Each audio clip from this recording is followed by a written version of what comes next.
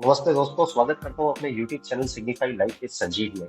दोस्तों, आज मैं आपके सामने जो चीज शेयर करना चाहता हूँ वो हमारे पौराणिक विषय को लेकर कुछ चीजें मैं आपको साझा करना चाहता हूँ जो हम में भ्रम पैदा कर रही है। मैं आपको बताना चाहता हूँ कि हमारे वेदों में कहा गया है कि एको ब्रह्म द्वितीयो नास्ति।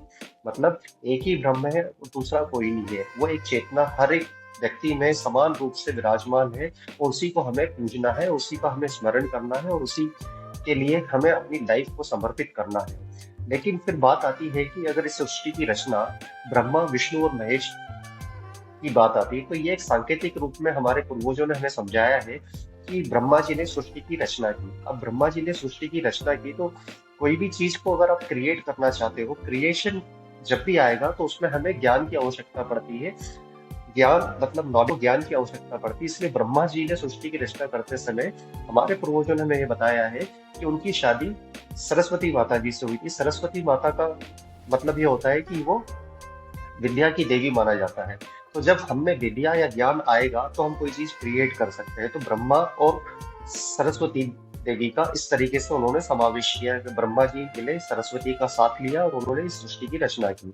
फिर बात आती है विष्णु भगवान की। तो विष्णु भगवान को हमें सांकेतिक रूप से बताया गया है कि समुद्र में वो विराजमान है शेषनाग के ऊपर। जब भी आप कोई चीज क्रिएट करते हो फिर आपको उसकी व्यवस्था को संभालने के लिए लोगों को आपको एकत्रित करना पड़ता है। कोई भी चीज क्रिएट होती है उसके बाद उसमें कुछ चैलेंजेस आते हैं, कुछ अच्छाइयाँ आती है। इन सबको समान दृष्टि से कैसे हम पोषित कर सकते हैं, तो वो विष्णु भगवान इस सृष्टि के पालनकर्ता बने। विष्णु भगवान को अगर आप देखेंगे तो उनके फोटो को अगर आप देखेंगे तो शेषनाग के ऊपर लेटे हुए हैं समुद्र के बीच में। जो जिंदगी की सबसे बड़ी विपदा है उसको उन्होंने सिराने पे रखा हुआ है, मतलब उसके ऊपर निश्चित रूप से लेटे हुए हैं। मतलब जब भी आप कोई चीज क्रिएट करते हो तो आपको उसमें जो भी चैलेंजेस आते हैं तो उस चैलेंजेस को आप मीट आउट करेंगे तो आप एक पुरुषार्थ के रूप में अपने आप को प्रदर्शित करेंगे। जब आप पुरुषार्थ करते हैं तो लक्ष्मी माता अपने आप प्रकट होती है। लक्ष्मी जी विष्णु भगवान के पैर दबा रही है। मतलब ये है कि विष्णु भगवान ने इस सृष्टि के पालन करता है और अगर आप पुरुषार्थ करोगे तो लक्ष्मी माता प्रकट होगी और आपकी दास बनेगी।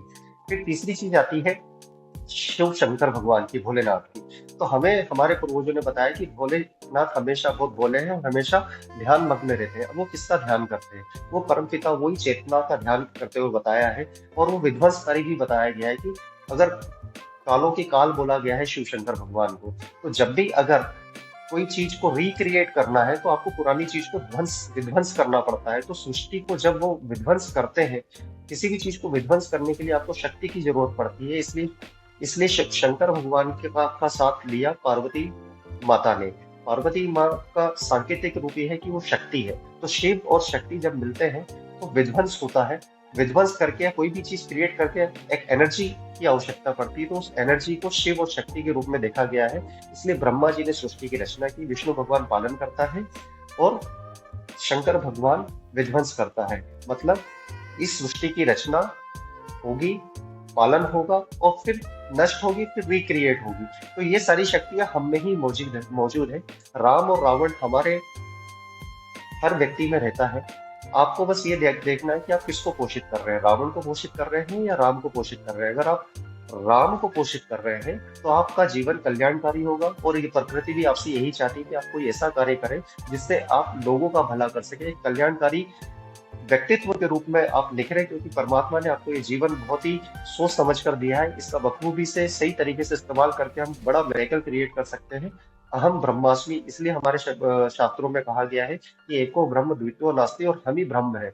हम में ही वो सारी ऊर्जाएं हैं। हम में ब्रह्मा जी है, हम में विष्णु भगवान है और हम में शंकर भगवान है। और हमें साथ लेना है सरस्वती माता का, पार्वती मैया का और लक्ष्मी मैया का। तो ये छयों का समावेश हमारे शरीर में है। हमें पोषित किसको करना है ये हमें ध्यान रखना है। हर एक व्यक्ति एक सिग्निफिकेंस कैरी कर रहा है, बशर्ते वो अपनी लिमिटेशंस को छोड़ दे। उसमें एक विशाल समाई हुई है हर एक व्यक्ति में। तो उस ऊर्जा को सही तरीके से डायरेक्ट करके आप अपनी लाइफ में सिग्निफिकेंस क्रिएट कर सकते हैं। बने रहिएगा मेरे चैनल के साथ। ऐसे ही कई दृष्टिकोण के साथ मैं आपको अवगत कराऊंगा जिससे आप अपनी लाइफ में भी एक सिग्निफिकेंस क्रिएट कर सके। वीडियो को अगर आपको पसंद आया तो उसको लाइक कर सकते हैं, सब्सक्राइब कर सकते हैं। चैनल का नाम है signify life with Sanjeev. Thank you.